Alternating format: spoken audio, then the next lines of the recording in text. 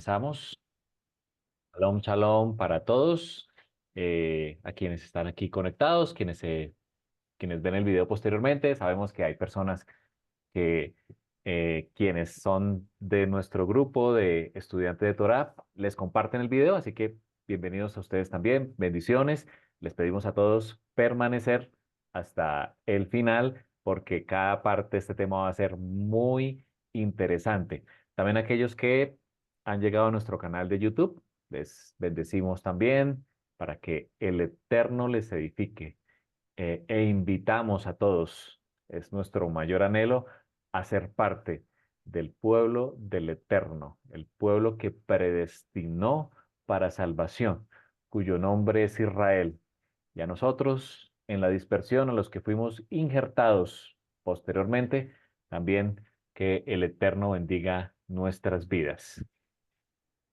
En la semana 70, que dejamos el tema de la clase anterior, se abre una brecha. Vamos hoy a tratar de entender este misterio de la brecha que se abre en la semana 70, profecía que está en Daniel capítulo 9. Vamos a explorar qué tiene la Biblia y lo vamos a hacer a través de una historia que quizás ustedes han escuchado. Voy a compartir pantalla y empezamos nuestro tema de hoy. Muy bien. Me pueden interrumpir si hay preguntas, si no se escucha, si no ven la presentación, dispuestos a entender. Y aquí estamos con el tema de hoy, la casa de la brecha, lo hemos llamado así, y la semana 70 Daniel. Y he puesto una foto que ustedes dirán, ¿por qué ponemos esta imagen aquí? Si notan algo extraño entre estos dos bebés que aparentemente pueden ser gemelos o mellizos, uno de ellos tiene una cinta roja en su mano. Allí está el secreto de lo que vamos a hablar hoy. No se pierdan ningún detalle de la explicación de cómo se abrió la brecha en la semana 70, Daniel. Y lo vamos a hacer con esta historia. No sé si alguno sabe de qué historia estoy hablando aquí. Vayamos a las Biblias. En Génesis capítulo 38. En Génesis 38, para dar el contexto, estamos justo cuando José es vendido, José que es un símbolo de Yeshua, es vendido por sus hermanos y ya está en Egipto. Voy a cerrar por aquí un micrófono. Bienvenido, Camilo. Gracias. Bendiciones, bendiciones. Saludos a Pati. Bendiciones a todos allá en casa.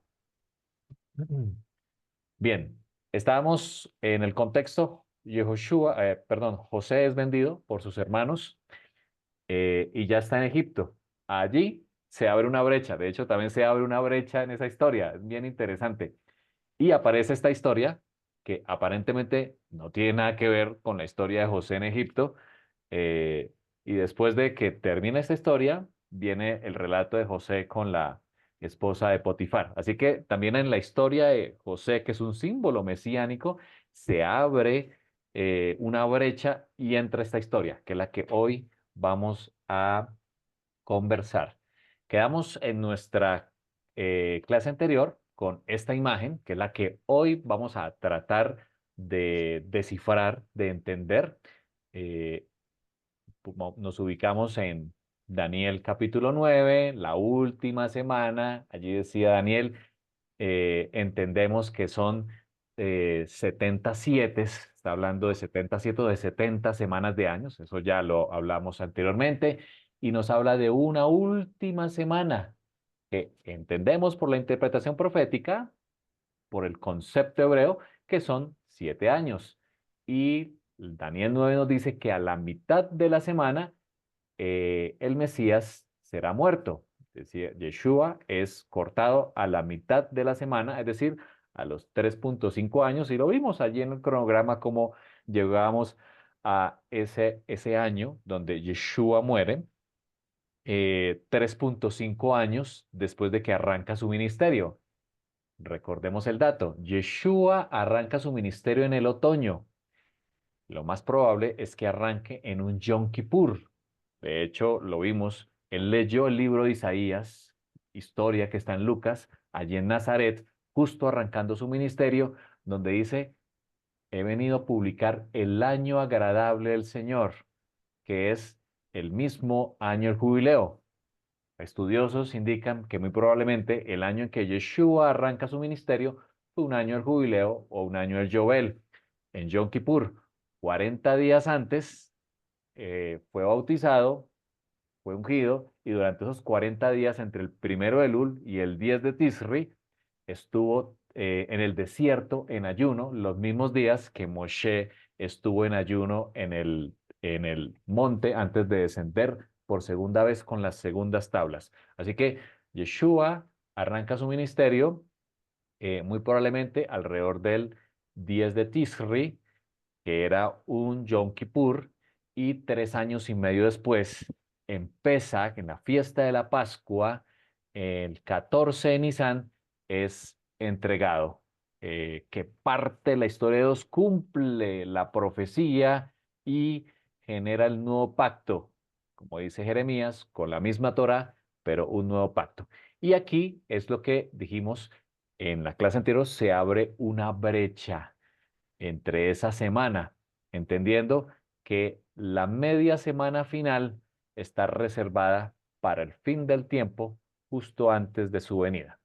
No vamos a hablar hoy de esa media semana final, nos vamos a concentrar en la brecha, cómo entendemos que se abre la brecha en la última media semana de la profecía de Daniel 9, y lo vamos a hacer con esa historia. Vamos a la escritura en Génesis capítulo 38. Pongamos mucha atención a la historia de Judá y Tamar. Por aquel tiempo, Judá, de hecho Judá es un ancestro del Mesías, ténganlo en sus cabezas, Judá es el ancestro del Mesías, se separó de sus hermanos y visitó a un adulamita llamado Ira. Allí Judá vio a la hija de un cananeo llamado Súa, la tomó y se llegó a ella. No se nombra en la escritura el nombre de esta mujer que se convirtió en la esposa de Judá. Ella concibió y dio a luz un hijo y le puso por nombre Concibió otra vez y dio a luz otro hijo y le puso por nombre Onán. Aún dio luz a otro hijo y le puso por nombre Sela. Y fue en Kesip que le nació. Aquí vemos hasta este momento que Judá se aparta de sus hermanos, va a tierras de Canaán, visitó a un amigo suyo, a una dulamita llamado Ira, y consigue una esposa eh, de un hombre, hija de un hombre cananeo, y le nacen 3 hijos. Entonces Judá tomó mujer para él, su primogénito, la cual se llamaba Tamar, que significa palmera. Aquí entra en acción Tamar. Pero primogénito de Judá, era malo ante los ojos del Señor, no hacía lo correcto, muy parecido a los antediluvianos, la misma expresión. Y el Señor, dice la Escritura, le quitó la vida, una expresión a veces difícil de entender, pero en el concepto hebreo, tal como Isaías nos muestra, el Eterno es el quien da y pone la vida. De hecho, en el cántico de Sarah, cuando concibe a Shmuel, a Samuel el profeta, dice, Él es el quien pone y quita la vida. El Eterno es el quien, incluso el quien coloca el bien y el mal, dice Isaías, término difícil de entender, pero Él es el soberano, ese es el contexto hebreo del Eterno. Entonces Judá dijo a Onán, su segundo hermano, llégate a la mujer de tu hermano y cumple con ella tu deber como cuñado y levanta descendencia a tu hermano. Y Onán sabía que la descendencia no sería suya. El segundo. Acontecía que cuando se llegaba a la mujer de su hermano, derramaba su semen en tierra para no dar descendencia a su hermano. Pero lo que hacía era malo ante los ojos del Señor. También el Señor le quitó la vida. El Eterno tenía un propósito con Judá sin lugar a dudas. iba a ser el ancestro del Mesías y por lo tanto dar descendencia era algo muy importante. Y aquí estos dos, Er fue malo ante los ojos del Eterno, Onán no quería dar descendencia y por lo tanto el Eterno a ambos les quitó la vida porque había un propósito. De allí vendría el Mesías. Entonces Judá dijo a su nuera Tamar, quédate viuda en casa de tu padre hasta que crezca mi hijo Selá, que era el tercer hijo de Judá. Pues pensaba, para sus adentros, decía Judá, temo que él muera también como sus hermanos. Así que Tamar se fue y se quedó en casa de su padre. Judá pensó que el problema era Tamar, que de pronto Tamar era la que causaba la muerte en sus hijos, así que le dijo a ella, espera a que crezca mi hijo Sela, pero pensaba para sí, para sus adentros, pues no quiero que muera mi último hijo. Sigamos la lectura. Pasaron muchos días, perdón que dejé de proyectar, ya vuelvo a proyectar aquí, un segundo. Pasaron muchos días y murió la hija de Súa, mujer de Judá, es decir, Judá enviudó. Y pasado el duelo, Judá subió a los trasquiladores de sus ovejas en Timnat, él y su amigo, Ira el Adulamita, ese amigo con el que arrancó toda esta historia. Y se lo hicieron saber a Tamar, diciéndole, mira, tu suegro sube a Timnat a trasquilar ovejas. Entonces ella se quitó las ropas de viuda, había enviudado dos veces, ya lo vimos anteriormente, y se cubrió con un velo. Se envolvió bien y se sentó a la entrada de Enaim, que está en el camino de Timnat, por donde iba a pasar Judá, porque veía que Sela había crecido, el tercer hijo había crecido, y ella aún no había sido dada a él por mujer. Muy bien, conocemos que, y en la Torá está escrito que cuando el hijo mayor moría, su esposa viuda se le daba a su segundo o a su hermano menor para que tuviera la descendencia. En este caso, Judá, por temor, no le había dado a su último hijo, dado que pues él temía que también iba a morir. Fíjense lo que hace Tamar. Cuando la vio Judá, pensó que era una ramera. Fíjense también lo que el pecado aquí que comete Judá, por supuesto, pues se había cubierto el rostro. Y se acercó a ella junto al camino y le dijo, vamos, déjame estar contigo, pues no sabía que era su nuera. ¿Qué me darás por estar conmigo? Le dijo ella. Yo te enviaré un cabrito de las cabras. No olviden esta figura, una cabra. Respondió Judá. ¿Me darás una prenda hasta que lo envíes? Le dijo ella. ¿Qué prenda tengo que darte? Preguntó Judá. Y él dijo, tu sello. Ella dijo, tu sello, tu cordón y el báculo. De hecho, símbolos importantes, estos tres, el sello, el cordón y el báculo, símbolos de identidad de un hombre de aquel momento.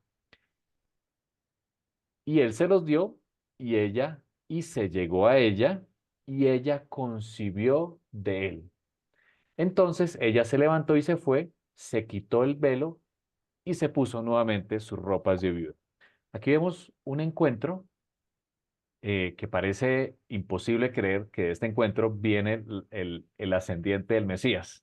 No, no es claro, ¿no? No es tan fácil de entender porque Judá había enviudado, subió a trasquilar ovejas, pensó que había encontrado una prostituta y quería acostarse con ella. Por supuesto, sabemos que esto está en contra de lo que la Torá nos enseña, lo que los proverbios nos habla acerca también de una mujer ramera. Y ella se vistió de esa manera también, por supuesto, para buscar, para atraer a Judá. Así que finalmente Judá y Tamar, su nuera, se unieron y ella concibió de Judá, de su suegro. Terminemos de ver. Cuando Judá envió el cabrito, el pago, sí, el pago de los servicios, por medio de su amigo el Adulamita, para recobrar la prenda de la mano de la mujer, no la halló. No, tomo aquí algo. Y preguntó a los hombres del lugar, ¿dónde está la ramera que estaba en Enaim, junto al camino? Aquí no ha habido ninguna ramera, dijeron los del lugar. Él volvió donde Judá, su amigo, el adulamita, y le dijo, no la encontré. Además, los hombres del lugar dijeron, aquí no ha habido ninguna ramera. Entonces Judá dijo que se quede con las prendas, lo que a él le daba identidad, para que no seamos causa de burla. Ya ves que envié este cabrito y tú no la has encontrado. Finalizamos la lectura, versículo 24, y a los 3 meses después de este encuentro, informaron a Judá diciendo, tu nuera Tamar ha fornicado y ha quedado encinta a causa de las fornicaciones. Fíjense que le llega este rumor a Judá y Judá lo que dice es, sáquenla y que sea quemada. Se parece a la historia cuando llega el profeta Natán a David a contarle la historia de aquel hombre que rico, que en vez de tomar una de sus ovejas, tomó la única oveja del pobre para hacer un banquete para sus invitados.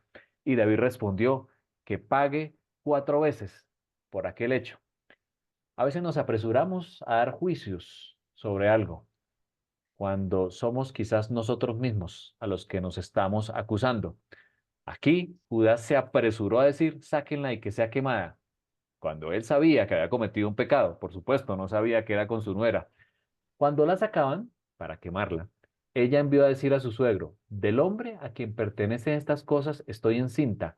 Le ruego que examine y vea de quién es este sello, este cordón y este báculo.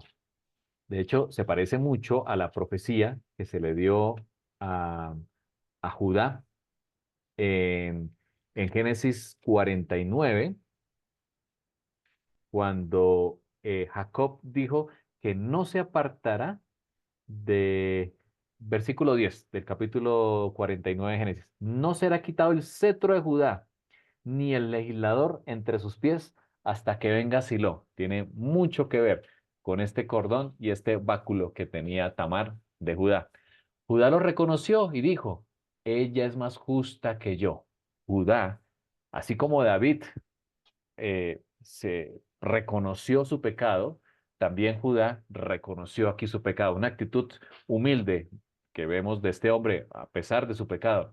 Ella es más justa que yo, por cuanto yo no la di por mujer a mi hijo Sela.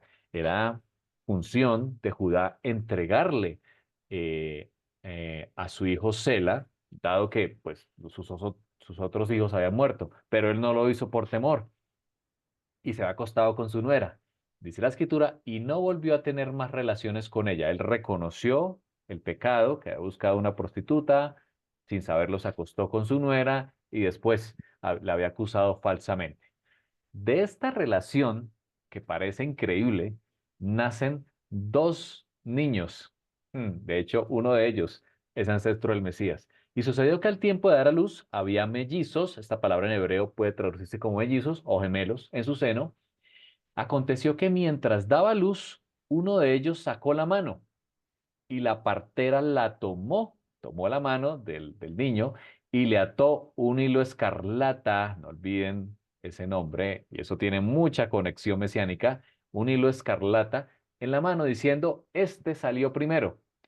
Pero sucedió que cuando él retiró su mano, ese no fue el primogénito. Dice la escritura, su hermano salió primero. El otro, el otro hermano, el otro bebé salió primero. Entonces ella dijo, ¿qué brecha te has abierto? Aquí viene la palabra brecha que hoy vamos a analizar. ¿Qué brecha te has abierto? Por eso le pusieron el nombre de Fares, que significa brecha.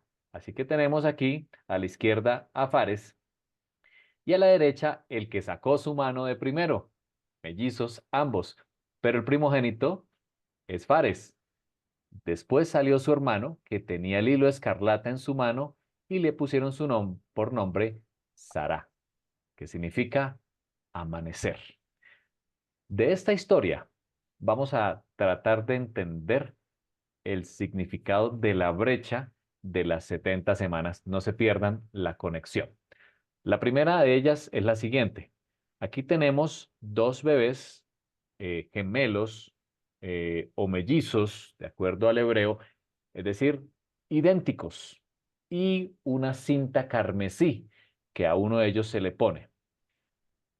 En la fiesta del Yom Kippur, que acabamos de celebrar, cuando el templo estaba en pie, sucedía algo similar. Lo vamos a leer. Esto lo saqué de israelbiblicalstudies.com.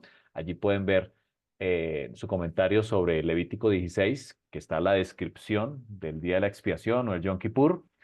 Y tiene este comentario.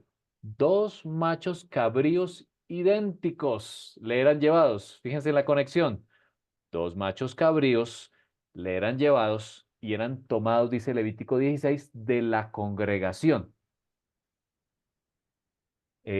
colocándolos él mismo en la parte norte del altar y a plena vista de los fieles que atendían en el patio exterior. Muy bien, entonces los machos cabríos eran presentados delante del Eterno a la vista de todos. Y fíjense, uno de los machos cabríos era puesto a su mano derecha y el otro en su mano izquierda. Eran idénticos. Por eso el sacerdote tenía que echar suertes para saber cuál iba a sacrificar y cuál enviaba al desierto como chivo expiatorio. Sigamos leyendo el comentario de Israel Biblical Instituto. Dos pequeñas tablillas de oro se ponían dentro de una urna, en una de las cuales estaba escrito la palabra la Adonai, que significa para el Señor. Y en la otra, la misteriosa palabra la Azazel, para Azazel, que la palabra Azazel en hebreo significa expiación o chivo expiatorio. Ahí viene la expresión en español de chivo expiatorio. La urna era sacudida y el sumo sacerdote introducía ambas manos al mismo tiempo en la urna, echando suerte en cada mano y colocando una tablilla en su mano derecha sobre la cabeza del macho cabrío a su derecha y otra en su mano izquierda sobre la cabeza del macho cabrío a su izquierda. Una cinta carmesí estaba atada alrededor de la cabeza sobre la que había caído la suerte para Azazel. Así que el macho cabrío, idéntico al otro, pero el que con el que la tablilla decía la Azazel, que significa chivo expiatorio, se le ponía en uno de sus cuernos una cinta de color rojo, similar a la que le pusieron a Sará. Ese era el macho cabrío que iba a ser enviado al desierto. Incluso quien lo llevaba, dice la tradición judía, lo despeñaba. ¿Por qué? Porque era necesario que ese macho cabrío no se devolviera al pueblo. Sobre él se confesaban todos los pecados. Era necesario que no regresara. Y el otro macho cabrío, que no llevaba la cinta roja, era el que se sacrificaba y su sangre entraba hasta el lugar santísimo sobre la cobertura del lugar santísimo allí para hacer expiación, para hacer capar, como lo vimos en la clase anterior. Fíjense lo que dice aquí. La mitad de la cinta se quedaría antes de que el animal fuese enviado lejos y sería atada a la puerta del santuario. Esa cinta se partía en dos, una se le ataba al macho cabrío y la otra parte, la otra mitad, se ataba a la puerta del santuario. Aquí vemos una imagen de lo que se hacía, el sumo sacerdote. Recuerden que el sumo sacerdote oficiaba con lino, con su vestido de lino, no con el traje de sumo sacerdote. Allí vemos que está confesando los pecados sobre este macho cabrío. Allí vemos la cinta de color rojo que se le ataba a un cuerno y la otra mitad, como ven, en la puerta del templo. Ahora, lo que nos muestra la tradición judía es que eh, siempre sucedía lo siguiente.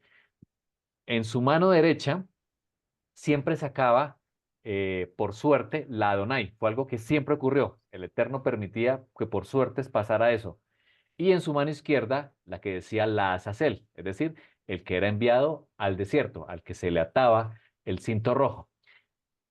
Lo que nos dice la historia, la tradición judía, es que después de que finalizaba el servicio, la sangre entraba hasta el lugar santísimo y expiaba y era esparcida hacia el lugar santísimo, y el macho cabrío expiatorio era despeñado, era llevado a un lugar lejano, y concluía el servicio, ese listón rojo se volvía blanco. Ahora, símbolo de eso es por lo cual Isaías escribió en su capítulo 1, versículo 18: Venid luego, dice Adonai, y estemos a cuentas, si vuestros pecados fueren como la grana, como la nieve serán emblanquecidos. Isaías estaba haciendo referencia a lo que ocurría, al milagro que ocurría en Yom Kippur, que ese listón rojo se volvía blanco, el listón que quedaba en la puerta del templo se volvía blanco, siendo un símbolo de que el Eterno había perdonado a su pueblo. Por eso Isaías dice: si vuestros pecados fueren como la grana, como la nieve serán emblanquecidos; si fueren rojos como el carmesí, vendrán a ser como blanca lana. Otro tema interesante en el Yom Kippur, y es que en esos 40 años después de la muerte del Mesías y hasta la destrucción del templo, de hecho, destrucción que está también en la profecía de Daniel 9, cuando dice que hasta que venga el desolador. Mm, Número uno, en la mano derecha no volvió a aparecer por suerte la inscripción que decía la Adonai. Ya no pasaba eso. Lo otro es que este listón rojo ya no se volvía blanco, no se volvía blanco. Y lo interesante de todo es que las puertas del templo se abrían, amanecían en la mañana y aparecían abiertas. El Eterno estaba mandando un mensaje a su pueblo de que el cordero verdadero había sido sacrificado, de que el macho cabrío que hizo la expiación ya estaba en el verdadero templo, en el templo celestial. Yeshua mismo ya ministraba como el verdadero sacerdote, llevando en sí su propia sangre, abriendo un camino, como el camino de sangre que hacía el sumo sacerdote al entrar la sangre hasta el lugar santísimo. El Yeshua, nuestro sacerdote, abrió un camino. El Eterno estaba mandando un mensaje. Ahora, en el Yom Kippur, estos dos machos cabríos entendemos que son símbolo del Mesías Yeshua. El que era sacrificado, por supuesto, lo entendemos muy bien, porque su sangre es la que nos limpia el pago de lo que no podíamos pagar, ya lo hemos hablado anteriormente, y sobre el otro se confesaban los pecados del pueblo. Dice la escritura que él, dice Isaías 53, él cargó sobre sí el pecado de todos, sobre el macho cabrío expiatorio, el que lleva el cordón rojo, era el que llevaba finalmente el pecado del pueblo y era despeñado. Ahora, recuerden también que Lucas, en ese inicio del ministerio de Yeshua en Nazaret, cuando leyó el rollo de Isaías, también en un Yom Kippur, ese día los de Nazaret se enfurecieron cuando Yeshua dijo: hoy se ha cumplido la escritura, diciéndole que él era el cumplimiento de la profecía. De- los habitantes de Nazaret se enojaron grandemente y lo tomaron y lo llevaron a un lugar donde querían despeñarlo, como se despeñaba este macho cabrío. Ahí está la historia en Lucas, usted la puede ver. Así que Yeshua también es símbolo del macho cabrío que llevó sobre sí el pecado, Isaías 53, que arranca su ministerio también en un Yom Kippur y casi es despeñado, como se despeñaba este macho cabrío. De hecho, ese macho cabrío era, dice Levítico 16, era llevado a un lugar inhabitado. También Yeshua en su muerte se sintió solo. Vemos sus palabras cuando dice: Padre mío, ¿por qué me has abandonado? Y también Isaías 53 dice que todos se alejaron de él, todos se descarriaron, lo dejaron solo, y eso se cumplió. Sus discípulos lo dejaron solos.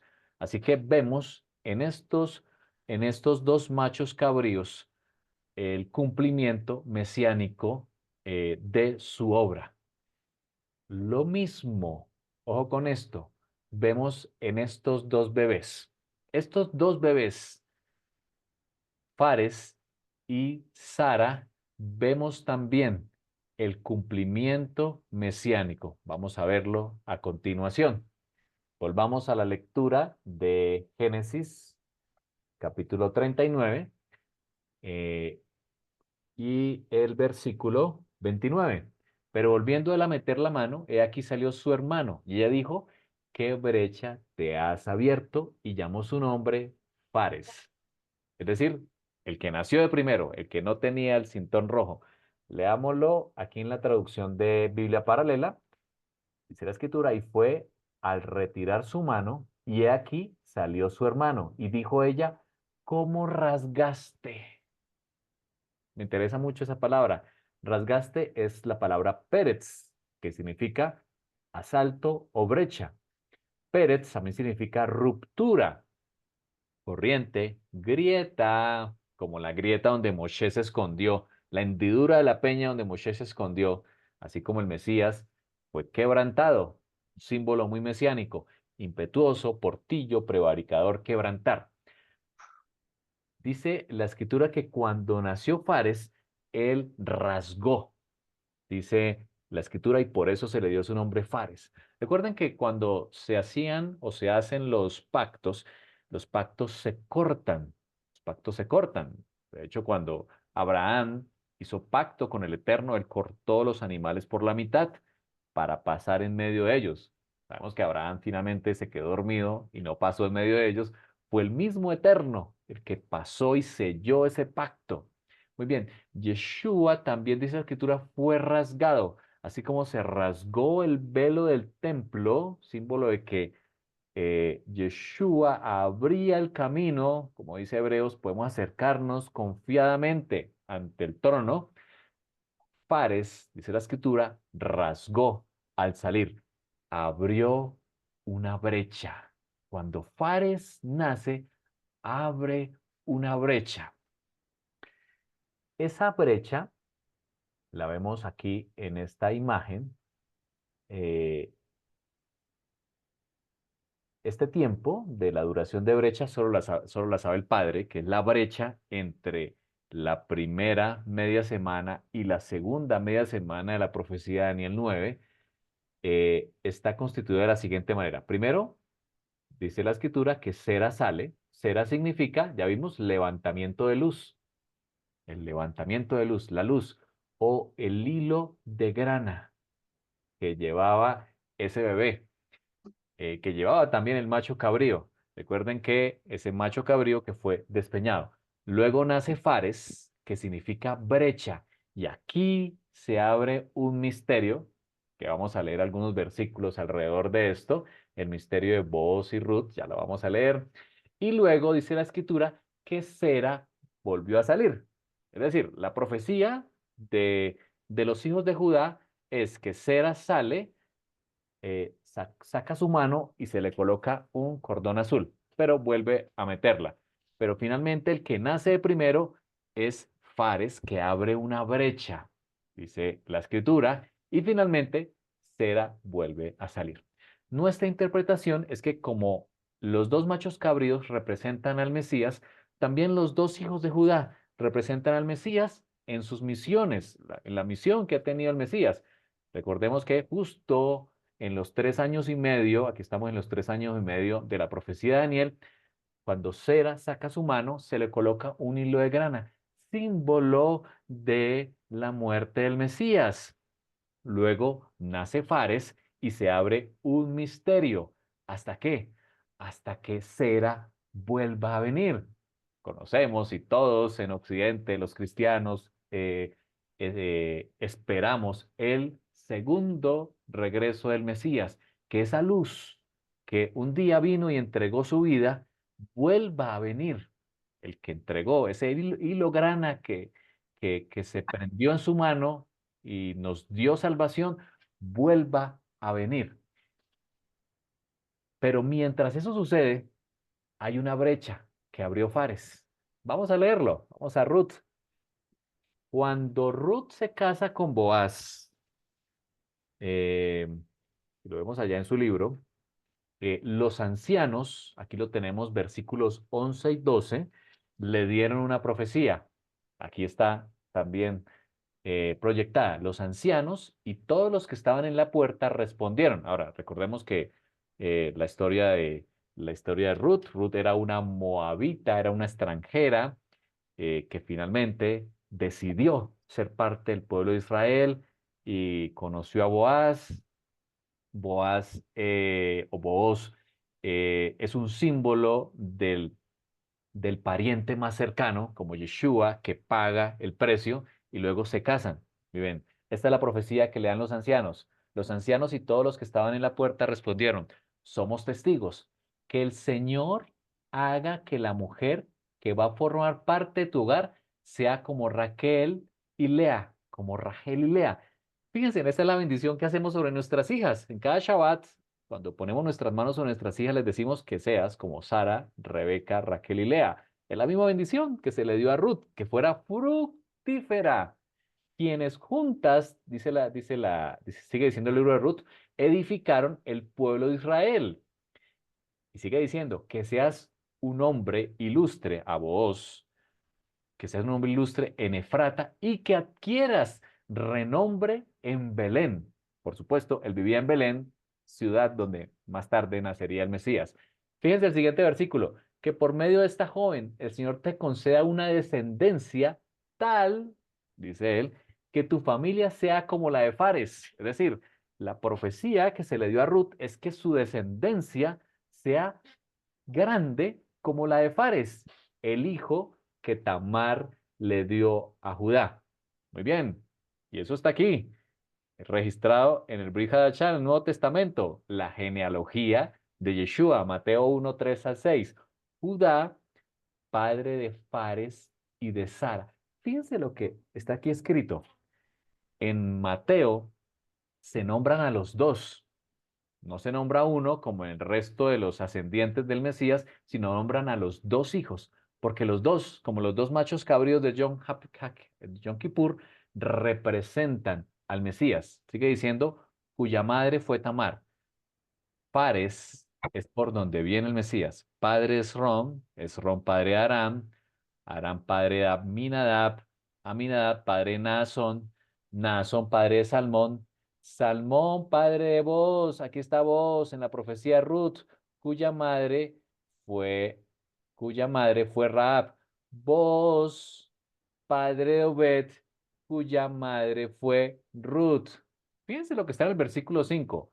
Booz Booz, que es hijo de Salmón, y madre fue Raab. ¿Recuerdan a Raab? Una prostituta en Jericó. ¿Qué hizo la prostituta para salvarse? Extendió un hilo grana.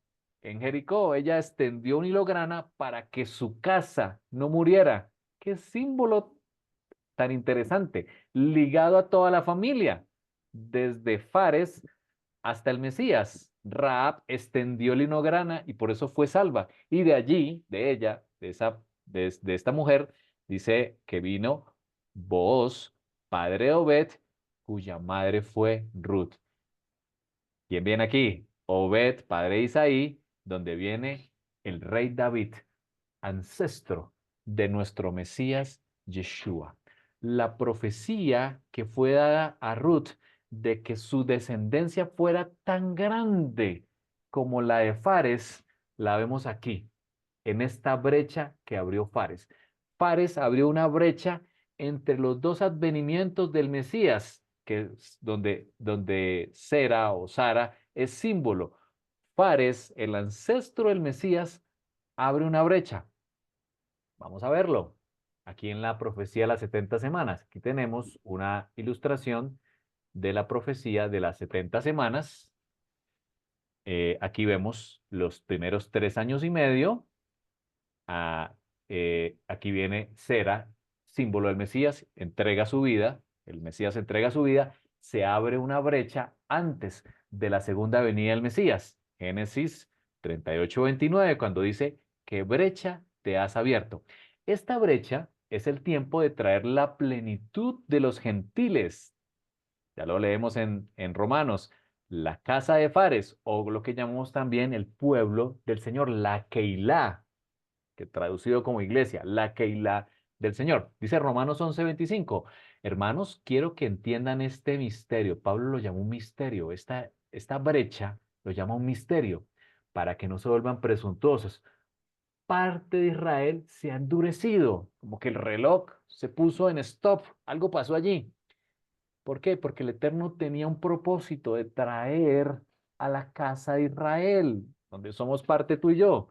Parte de Israel se ha endurecido y así permanecerá, dice Pablo, en esa brecha, hasta que haya entrado la totalidad de los gentiles. Esta brecha, que no ha terminado, en la cual estamos viviendo actualmente, justo antes de la última media semana que marcará la llegada del Mesías Yeshua, en su misericordia, en su amor, el Eterno abrió la brecha para que la plenitud de los gentiles, del cual tú y yo éramos en otro tiempo, podamos ahora ser injertados, como lo dice este capítulo de Romanos 11, en Israel.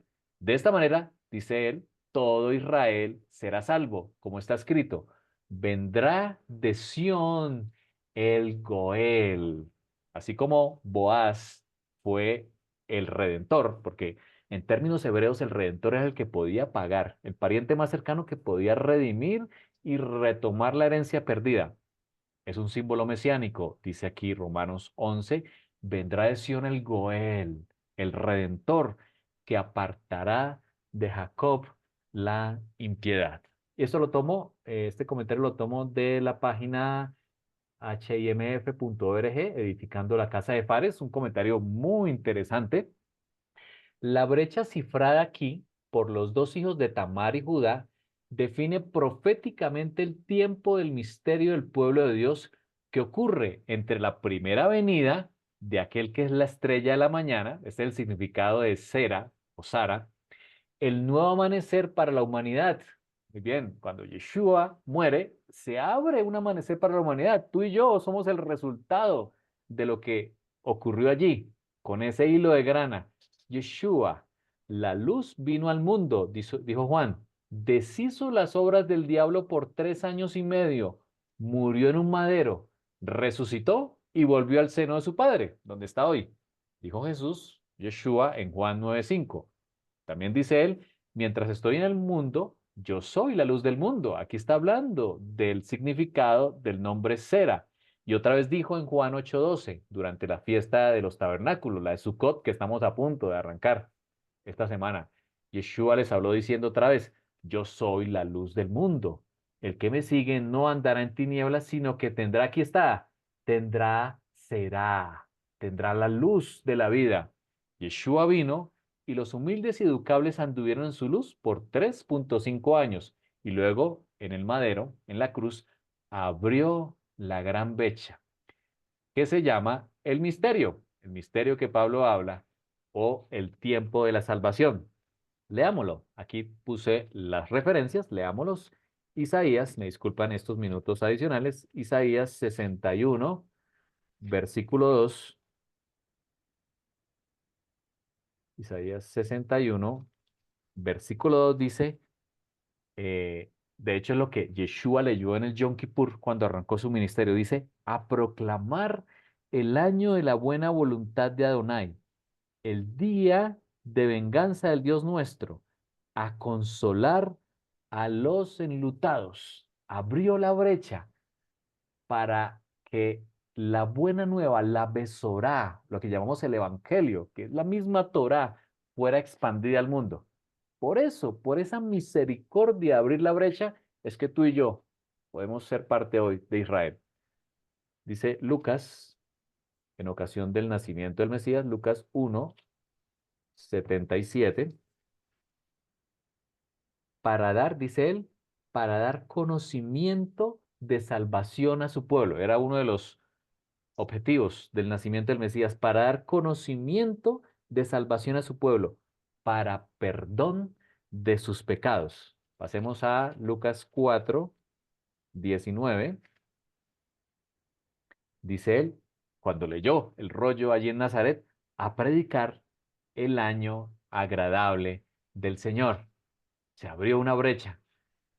Vamos a Segunda de Corintios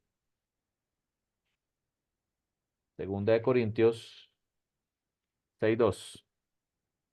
Porque dice, en tiempo aceptable te he oído. Es tomando lo de Isaías 49:8. Y en día de salvación te he socorrido. He aquí, dice Pablo, este es el tiempo. Este es el tiempo aceptable. He aquí ahora el día de salvación. La brecha que abre el Mesías es el tiempo de salvación, para que todos conozcan acerca de esta buena nueva. Yeshua le dijo a sus discípulos, id y predicar la Besorá a todo el mundo, bautizándolos, dice él, bautizándolos para que sean parte de el pueblo.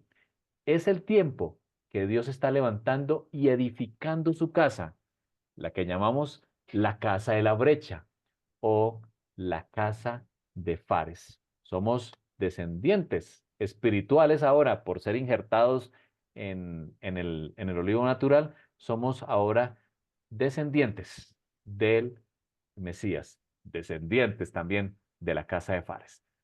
Lo que está haciendo el Mesías en esta brecha no es otra cosa que lo que Ezequiel 37:19 escribió. El Eterno dijo, voy a tomar la vara de José que está en la mano de Efraín, los que están dispersos, los que no se sabía dónde estaban, no se sabe hoy en día dónde están, y las tribus de Israel, sus compañeros, las pondré con la vara de Judá. Bueno, Pablo lo dijo, los voy a injertar en el olivo y los haré una sola vara. Eso es lo que el Eterno pretende a través de la brecha, que seamos un solo pueblo. Las varas en que escribas estarán en tu mano a la vista de ellos. Y diles, así dice el Señor Dios, voy a tomar a los israelitas de entre todas las naciones a donde se han ido. Y dice él, y los recogeré. Una visión mesiánica para la venida del Mesías. Recogeré de todas partes y los traeré a su propia tierra, y haré de ellos una sola nación en la tierra, en los montes de Israel. Un solo rey, Yeshua, será rey de ellos, y nunca más serán dos naciones, nunca más serán divididos en dos reinos.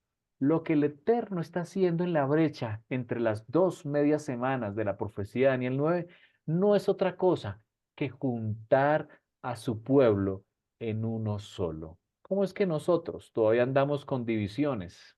¿Cómo es que andamos con denominaciones cuando el Eterno nos llama a ser un solo pueblo que se llama Israel?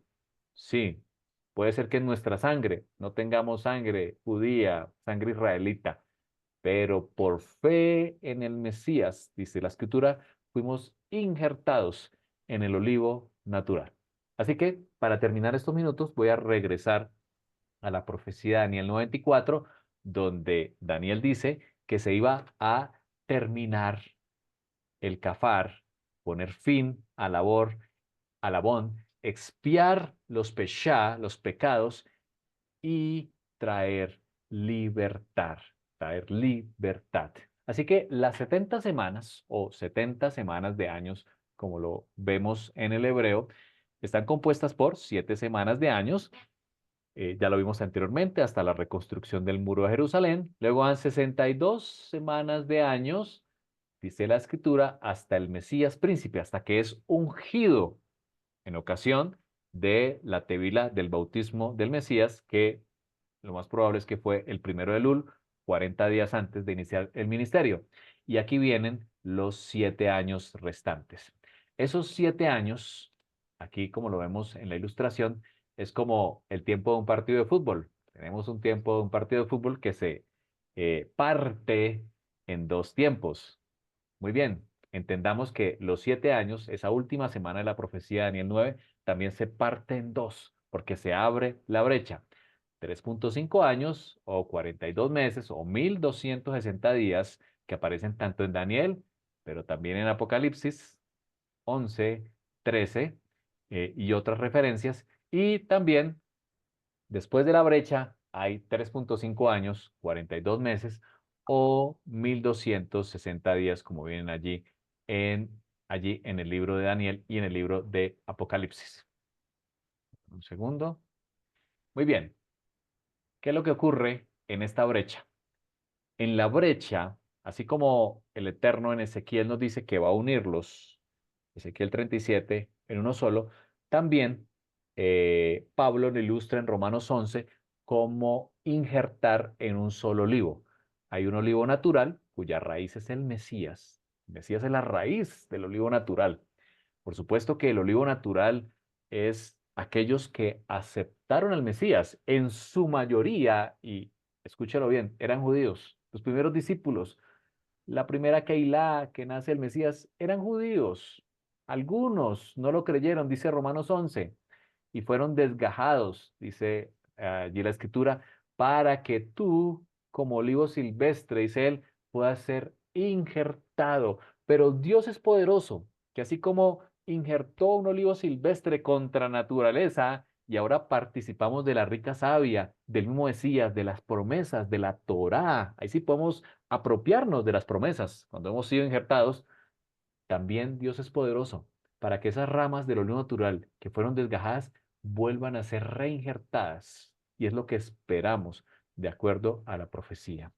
Así que este tiempo, esta brecha que llamamos tiempo muerto, es el tiempo donde Israel natural, fuera del partido, es un misterio, nadie lo sabe. Algunos dicen que son aproximadamente 2000 años, puede ser por aquella interpretación de que un día para el Señor son como 1000 años, la semana de la creación en semanas de milenios de años, que nos da 7000 años, cuyos últimos 7000 años, últimos 1000 años es el reinado del Mesías.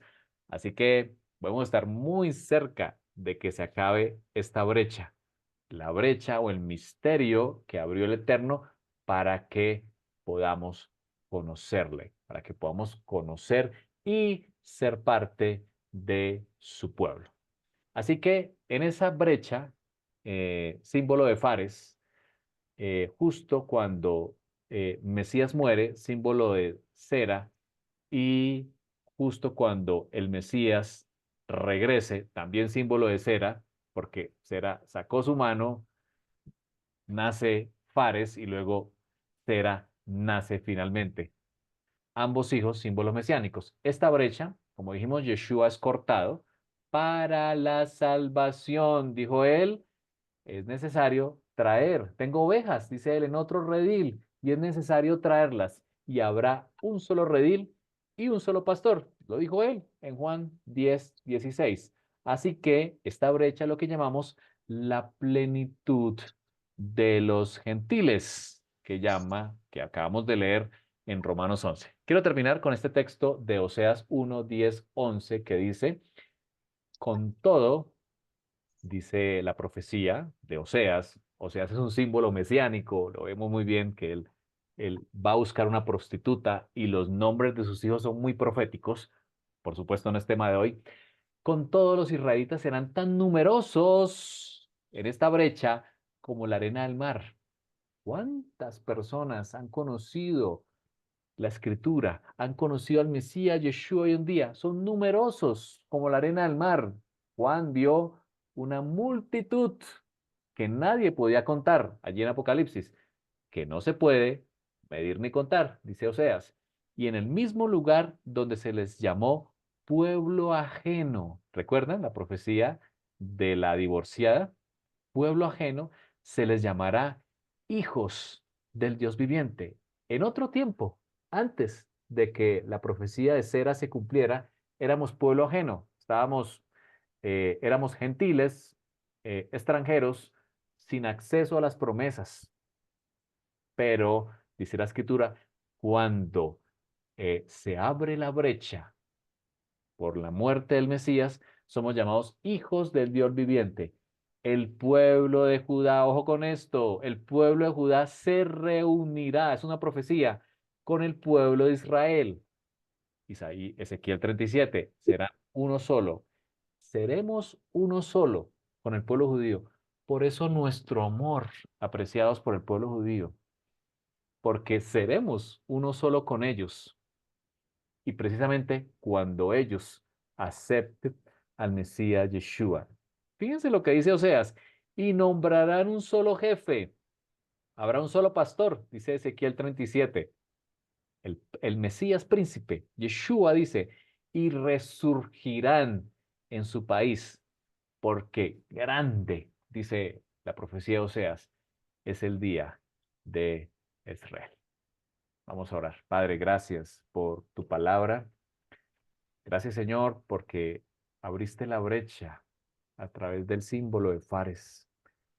Entregaste tu vida, Señor, y nos dejaste un hilo grana para aferrarnos a la vida. Gracias por la brecha que has abierto, porque nos das el privilegio de ser injertados en Israel. Nos das el privilegio de conocer la escritura, al Mesías y tener acceso a la Torá y por ella tener acceso a las promesas y al pacto, al nuevo pacto donde queremos que escribas la Torá en nuestro corazón y en nuestra mente. Gracias, Padre, porque has destinado este tiempo para salvación. Solo el día y la hora lo conoce el Padre. Por eso, Señor, es tiempo hoy de regresar. Regresamos, Señor, a casa como el hijo pródigo y renovamos nuestro pacto. Hacemos teshuvá, sabiendo, Señor, que Sera volverá, Sera nacerá, nacerá la luz nuevamente en este mundo para reinar. Anhelamos, Señor, el momento en que se cumpla la plenitud de los gentiles y seamos un solo pueblo con nuestros hermanos judíos. Gracias, Señor, por esta promesa. Nos aferramos a ella y esperando, Señor, su pronto cumplimiento y que sean nuestros días por los méritos de nuestro Mesías Yeshua. Amén y amén. Muchas bendiciones a todos, a los que se conectan posteriormente. Muchas bendiciones en esta semana también a quienes están aquí conectados, nuestro estudiante de Torah. Y precisamente al arrancar la fiesta de Sukkot.